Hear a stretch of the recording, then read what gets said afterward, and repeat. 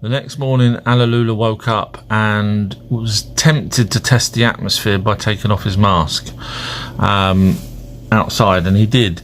And lo and behold, he could actually breathe our atmosphere, which was fantastic for him because it now means he can obviously travel further, etc. So he went looking, scoping really still for food or for gold. So he came across some plants and trees that had fruit on it. He tried the fruit, and luckily he tried the right ones, and it was sweet and lovely, and he was really happy now. He had water, food, and then, oh no, guess what? Night time again. It doesn't get a break. It's like before you know it, it's night time. So next morning he went looking again for gold in a lake area, which is where his craft had showed the gold would be, and he started digging, and I'll tell you what happened in the next video. Alalula has now found gold in the lake and is over the moon. So he contacts Nibiru using radio on the ship and tells them that he's found gold and the atmosphere is fine, etc. And on one condition, that they can come here to Earth, is that he's reinstated as a king, but he's going to be a king on Earth. After much deliberation, King Anu agrees to send 50 people, 50 Anunnakis to Earth, and allows Alalula to be king. Now, I think we all know where Allah comes from now, and it makes sense because he technically was the first king on Earth ever, or first god. So you kind of, okay, fair enough. So I must mention though that the craft did have nuclear or missiles, because it blasted through the asteroid belt. So bear that in mind as I carry on.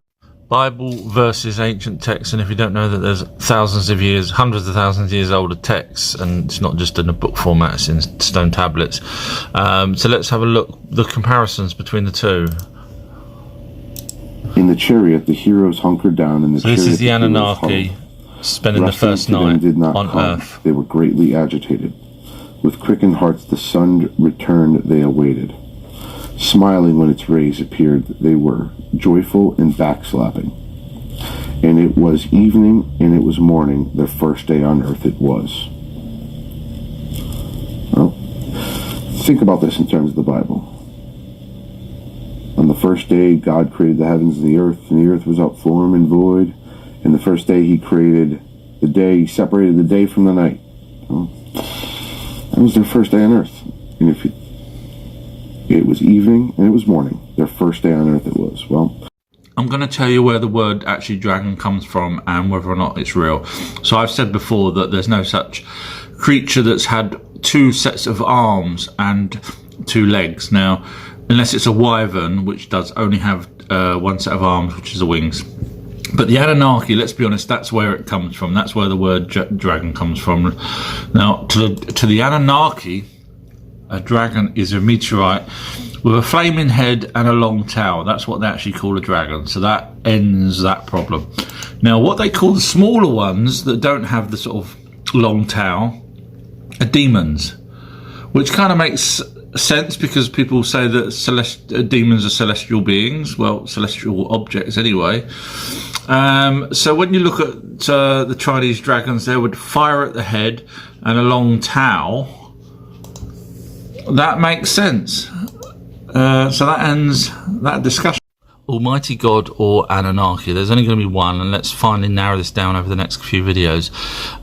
Now let's look back at where the first mention of God is. The Bible. Well, actually no, the Bible, even worst case scenario is 10,000 years old. It's not, it's way newer than that, but let's just pretend it's 10,000 years old to give it some credibility. And the Anunnaki had wrote tablets in Sumeria, which were found in Sumeria, which is why we call them Sumerian tablets when really it's the Anunnaki's tablets. They could be dating back to 450,000 years ago. So one of those is a lot older than the other, and the Anunnaki Sumerian tablets talk about the Anunnaki and talk about the race name called Elohim, which is the Anunnaki's race name. So that's the first mention of any gods. So Anunnaki 1, Almighty God 0 at the moment. I mean, this is, the Bible is basically taken this and dumbed it down, if you will. According to these Sumerian tablets, they ripped out the fact that, you know, Ea, or we'll learn later his name will be Enki. He was doing, this is an account of what they were doing when they landed, and when the Anunnaki got here to Earth. So let's go on to day number 4. Let's see if it lines up. And I think on day 4, then God said, "Let there lights be in the firmament of the heavens to divide the day from the night, and let them be for signs and seasons, for days and years, and let them be for lights in the firmament of the heavens to give light on earth." And it was so. And God made 2 great lights, the greater light to rule the day and the lesser light to rule the night. Let's see what Enki did here on day 4. On the 4th day, the wind ceased blowing. The chariot by waves was not disturbed. Let tools from the chariot be brought. Let abodes in the encampment be built. Ea thus commanded. Kula, in charge of brick and mold, from the day bricks to fashion. Mushdamu, to lay foundations, he directed dwelling abodes to erect. All day the sun was shining, the great light by day it was.